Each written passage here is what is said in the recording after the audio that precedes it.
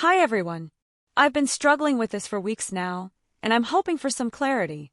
My life has gone completely off the rails, and I can't figure out if I'm the villain in this situation or just someone trying to set things right. I, 28F, have been married to my husband, James, 31M, for 3 years. He's always been supportive and we've had a pretty solid relationship, or so I thought.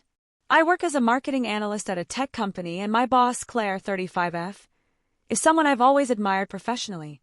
She's sharp, ambitious, and highly respected in our field, though she can be intimidating and aloof. Despite her somewhat cold demeanor, Claire started showing more interest in me a few months ago, asking questions about my personal life. At first, it was small talk, questions about my relationship with James, our plans for the future, even general stuff about managing stress in marriage. I didn't think much of it until she started making odd comments, like how lucky I was to have someone like James and how she wished she had a similar dynamic in her life. Once, during a team meeting, she joked, "You never really know what someone's hiding behind the perfect marriage," which seemed out of the blue. I brushed it off, assuming she was being her usual cryptic self, but looking back, it feels more sinister. 2 weeks ago, everything unraveled. My company hosted a retreat at a nearby resort. It was mandatory, but Claire didn't attend the first day, claiming she was sick. That evening, a coworker casually mentioned she'd seen Claire at a high-end restaurant in the city, very much not sick, and with a man who wasn't her usual crowd. This alone wouldn't have concerned me, except my coworker snapped a quick picture from across the room, and the man in the photo looked disturbingly like James. I stared at the photo for what felt like hours, my stomach in knots. The lighting was bad, and it wasn't entirely clear, but the resemblance was undeniable. Still, I told myself it couldn't be him. When I got home after the retreat, I casually asked James about his weekend. He said he'd been home working on some freelance projects. He even showed me the edits he was working on, which made me feel crazy for doubting him. But something wasn't sitting right. That night, I did something I'm not proud of. I went through his phone. I wish I hadn't, because what I found completely shattered me. James had been messaging Claire for months. The texts weren't romantic, but they were intimate in their own way, filled with inside jokes and plans for shoots. At first, I couldn't make sense of it. Then I found messages referencing specific locations, props, and even payments.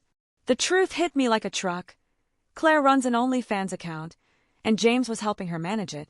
Claire's niche is a dominant boss fantasy, and James was heavily involved, scheduling her photo shoots, handling her social media, and managing her subscribers. Some of the content had even been filmed in our office after hours. I felt humiliated. My husband, who claimed to be working late or freelancing, was helping my boss build an adult entertainment empire behind my back. When I confronted James, he admitted everything but insisted it wasn't a big deal because it wasn't physical. He claimed Claire approached him months ago, knowing about his background in photography and video editing, and offered him a cut of her profits. He argued it was a smart financial move for us since we were saving for a house, and he thought I'd overreact if he told me. I was furious and decided to report Claire to HR. This wasn't just about the betrayal. Claire had crossed major professional boundaries by involving my husband and using company property to create explicit content. HR took the situation seriously, launching an investigation.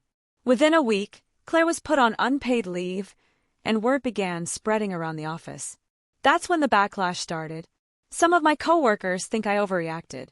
They argue that Claire's OnlyFans was her personal business, and that I should have handled it privately instead of ruining her career. James is livid too. He says I've destroyed a good opportunity for him and Claire, who he claims was doing nothing wrong. Claire even sent me an email before HR locked her out of her accounts, accusing me of being jealous and vindictive. Right now, I'm staying with a friend while I figure out my next steps. James keeps begging me to come home, insisting he'll cut ties with Claire and stop working on her account. He swears he only did this to help us and never thought it would blow up like this. I can't stop second-guessing myself. Did I overreact by going to HR? Should I have confronted Claire directly? Was it wrong to snoop through James's phone in the first place? And am I really the bad guy for blowing up their little operation when I could have just walked away quietly? For now, I've told HR I'm open to a transfer to another department because I can't imagine continuing to work here with everyone gossiping. I'm also seriously considering divorce, but part of me wonders if I'm being too rash. I feel like my entire life has been turned upside down and I don't know what to do. So, Ada,